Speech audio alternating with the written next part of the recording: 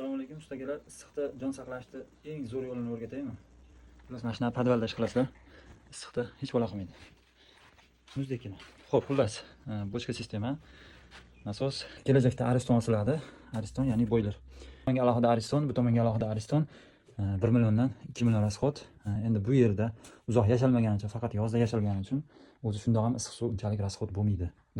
To'g'ri qarorlardan bittasi shu, bitta Ariston qo'yib, issiq suv yo'q emas, bor. Oshxonada ham bor, kerak bo'lganda zarralida, spalnida ham bor. Issiqda o'zlaringiz ehtiyot qilinglar. Quyosh mana shu burchaklardan buni mo'ralayapti. Xullas, biz montajimiz hozircha bo'ldi.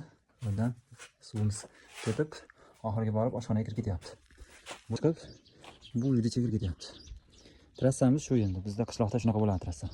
Kovlab, ustini qum bilan yopib, bekitib tashlanadi bo'ldi. Izolyatsiya umuman qilinmagan. Bular ham qilinmagan. Chunki sovuq suv faqat. Bizda yerda muzlashi bor yo'g'i bir 20 sm xolos, biz 40 sm pastda olib ketganmiz suvimizni. Charchamanglar, biz dam olishga ketdik.